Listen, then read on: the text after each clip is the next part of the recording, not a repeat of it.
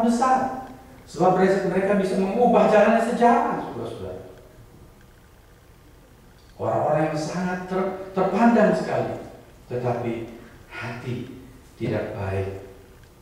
Lihat, banyak orang besar tapi tidak baik. Mengapa? Sebab ketika seseorang menjadi besar, tidak mustahil karena dia mempunyai ambisi untuk menjadi besar. Dan ketika orang ambisius untuk menjadi besar, biasanya mereka tidak segan untuk menghalalkan segala cara.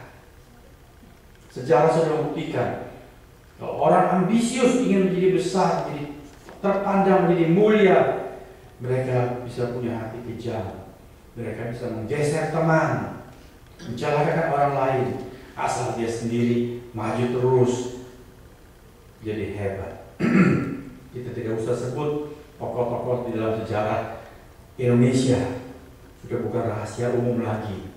Mereka yang melakukan kudeta, merampas kekuasaan karena mereka ingin menjadi penguasa, tapi hatinya jahat. Di depan bisa tersenyum, tapi di dalam hati dia merencanakan untuk memusnahkan orang dengan berbagai cara.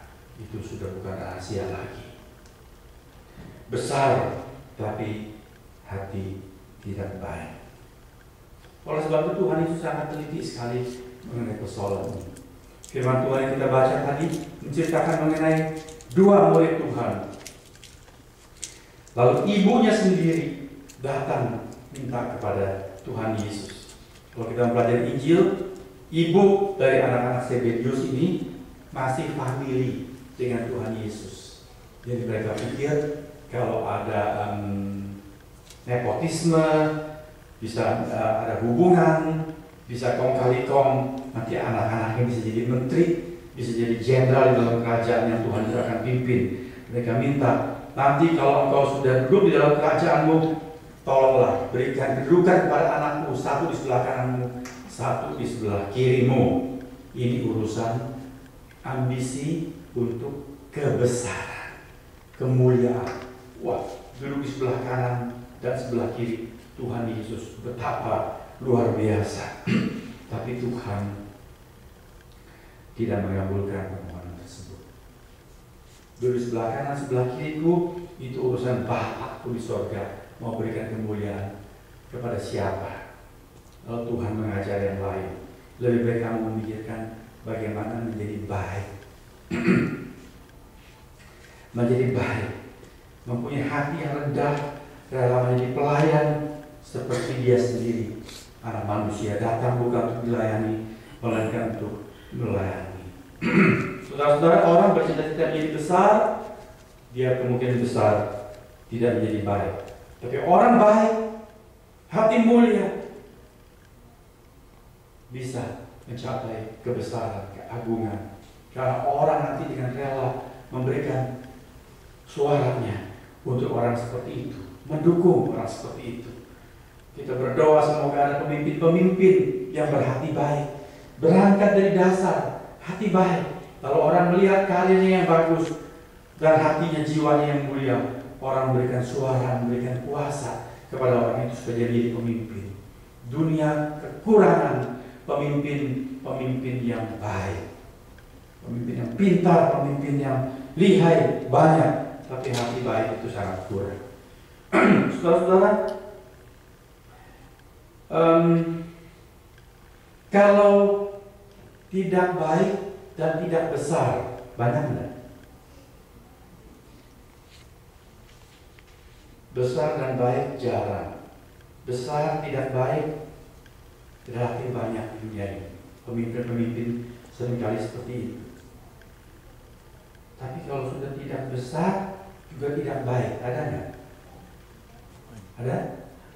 Tahukah saudara bahwa mayoritas manusia itu adalah tidak besar dan tidak baik?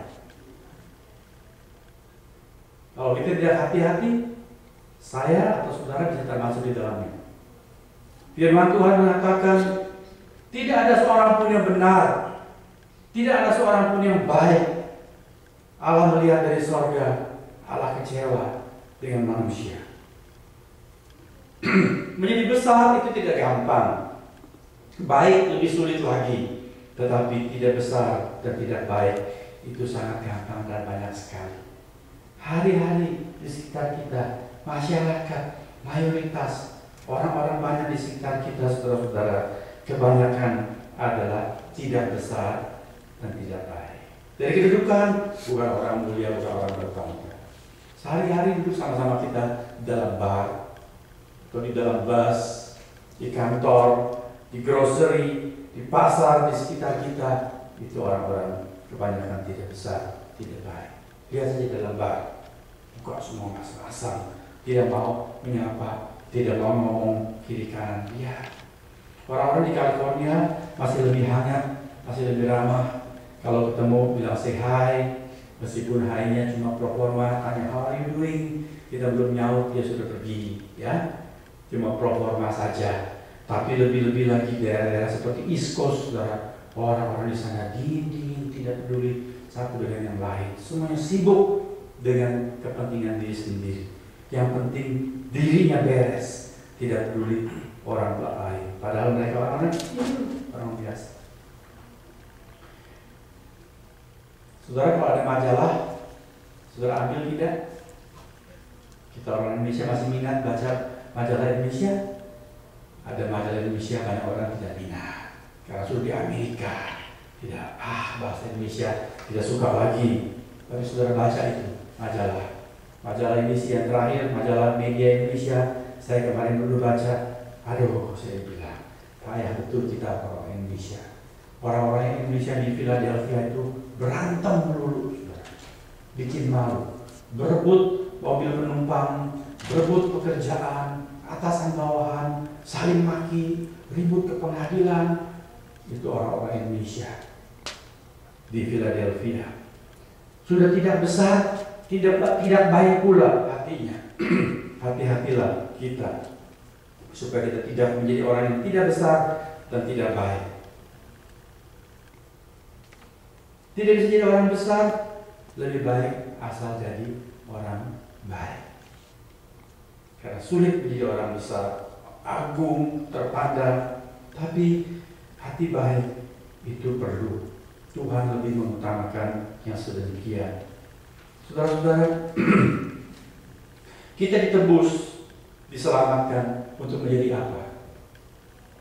Perhatikan, Tuhan tidak pernah bercita-cita menebus saudara dan saya dengan darah yang mulia seperti itu. Mahal sekali harganya, supaya kita menjadi orang agung, orang mulia, orang terpandang. Bukan. Marilah kita membaca surat Titus. Kalau saudara sempat membuka dengan cepat, bukalah surat Titus sebelum surat Filemon, sebelum surat Ibrani. Titus pasal yang kedua.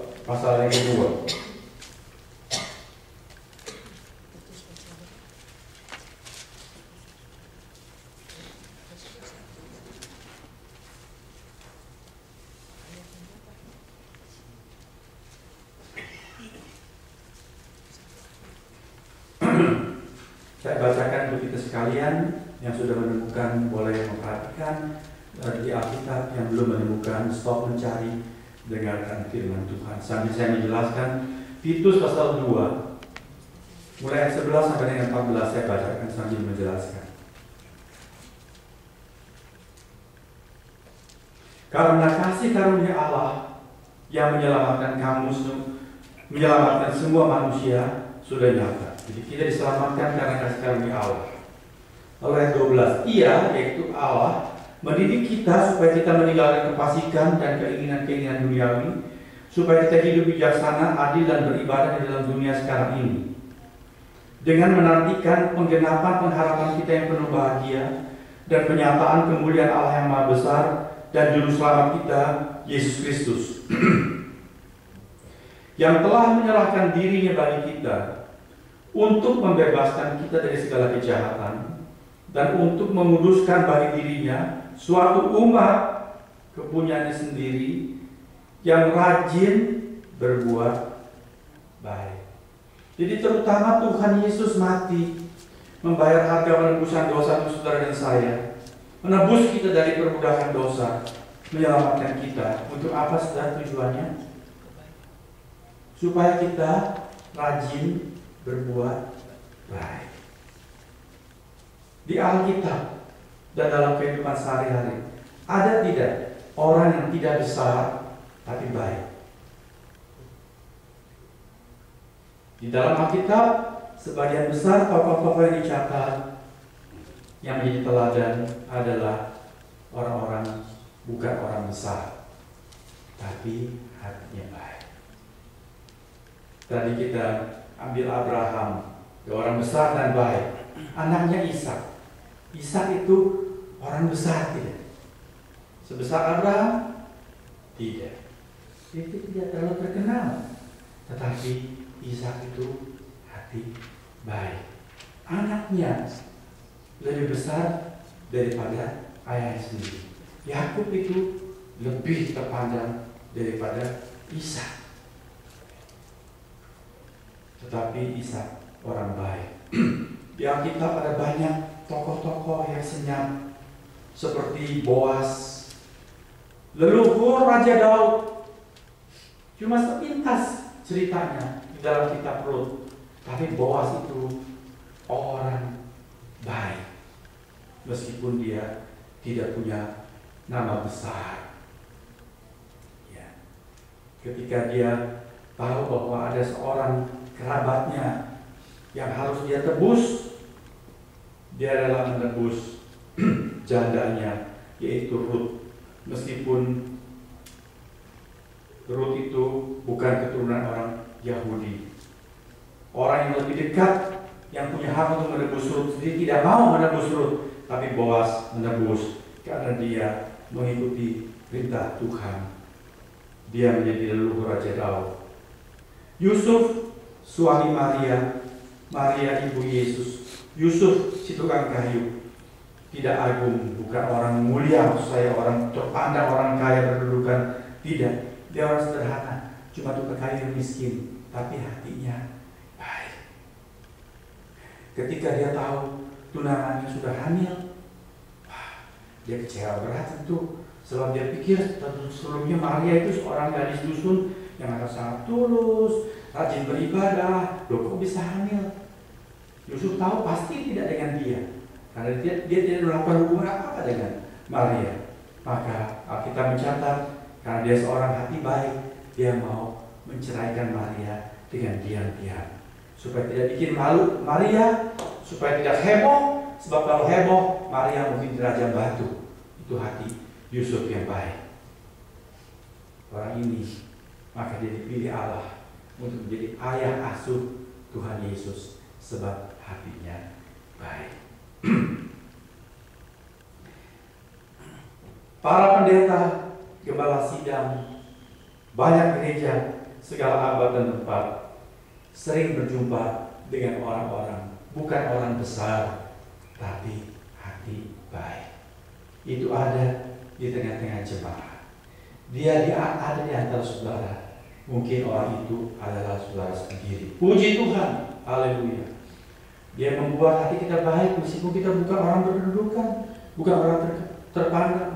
Ada orang-orang di dalam gereja, kalau ada pelayanan, ada tugas, ada tanggung jawab yang ditawarkan, orang-orang seperti itu maju nomor satu, rela ambil. Meskipun sudah sibuk, saya mau kerjakan lagi pekerjaan Tuhan. Karena apa? Karena hatinya baik, meskipun mereka bukan orang-orang yang terpandang atau berkedudukan. Ya.